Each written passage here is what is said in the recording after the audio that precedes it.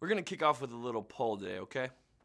We're going to call this a good deeds poll. So I'm going to list good deeds, and I want you to raise your hand if you've done them. And if you've done more than one, just start keeping track as you raise your hand and count on your fingers. Got it? All right, here we go. Who has mowed a lawn, shoveled snow, or raked leaves for an elderly or handicapped person? Go and raise your hand. All right, here we go. Who's opened the door for a family with young kids? Who smiled at a random person just to make their day? Who has served in a homeless shelter, soup kitchen, or a food pantry? Who's donated food or clothes?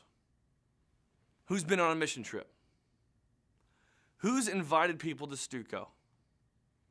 Who has done a marathon or walk for a cause? All right, test's over. What was your score? Anybody get them all? Nice. I want you to imagine something. I want you to imagine that you're standing in front of God with this score. And you say, God, here's my good deeds score. 1, 2, 3, 4, whatever your score was. And some of you are thinking, hey, I scored pretty good. God will be proud of me. And some of you are thinking, uh-oh, I'm not too excited for God to see my score. What if you showed it to him and God said, this all means nothing? You're like, what? Wait a second, God, I did a lot of good deeds. And God says, you missed the point. We've been in a series called Get Off Your Donkey for 5 weeks now, and every one of us has been challenged to love God and love people. We've completely redefined what it means to be a neighbor, and we've celebrated generosity, and also learned that God wants each of us to uniquely love our neighbor. But I don't want anyone here to miss the point. Getting off your donkey is not about maximizing your good deeds score. If we start to believe that doing good deeds is what it's all about, we will miss the point. Throughout this series, we've been talking about the story of the Good Samaritan. One day, Jesus is having a conversation with an expert in the law. The Good Samaritan story is a parable that Jesus tells this expert in the law about a man who was robbed and left for dead on the side of the road. See, 2 religious leaders passed him by and ignored the man, but eventually the Samaritan came by and saved him. Following this story, Jesus asks this expert in the law this question: which of these 3 do you think was a neighbor to the man who fell into the hands of the robbers?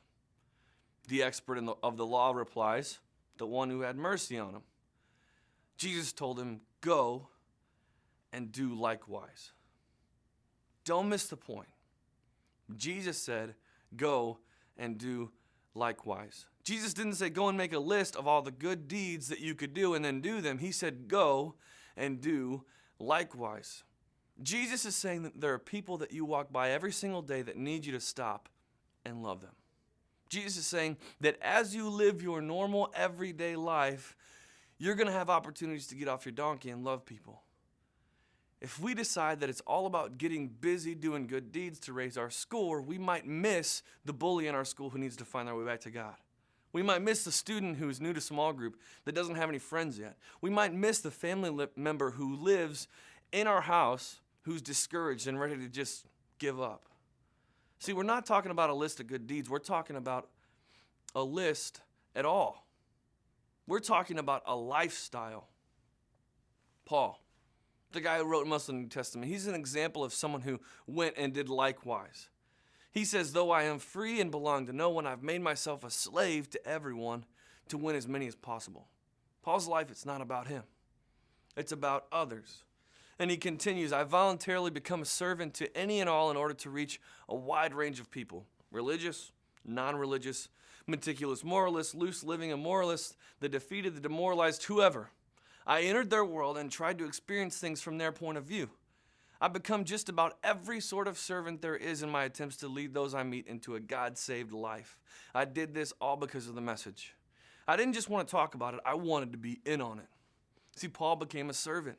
This means he didn't just serve a few people when it was convenient for him. He served church people, non-church people. He served good people and bad people. He served people who were down their luck. Paul became every type of servant. Why? His life was completely changed by an encounter with Jesus. All of his priorities were shifted from being focused on him to being focused on others. And I love that last line when Paul says, I didn't just want to be about it, I wanted to be in on it. See, loving others is not about a list. It's about a lifestyle. Sounds like a big shift. Sounds like we need to completely change our outlook on life. Yeah, we do. But where do we start? How do we do it? At StuCo, when we talk about a lifestyle of loving others, we use that acronym, Be Less, to get us started. Be Less is all about doing 5 things repeatedly that refocus our lives on loving others. The B stands for begin with prayer. If we're going to love others, it starts with praying for them. If you don't know who to pray for, you could start your day by asking God to show people around you who need your love. The L stands for listen. We need to listen to the people around us to find out how to love them best. Listening means for some of us that we need to stop talking. The E stands for eat. What? Eat? Yeah, eat. It's all about developing relationships with others. Like Paul said, we need to see life from their point of view to really learn to love them. We can't do that unless we have a relationship with them. S stands for serve. Like the Good Samaritan, we're all called to serve those in need. Sometimes we just want to skip to this step and add service to others to our good deeds list. Don't do it. We can only truly serve others when we have prayed for them, listened to them, and invested in a friendship with them. The second S stands for story. We all have a story of how God changed our lives. We get the opportunity to talk about Jesus when we take the time to love others.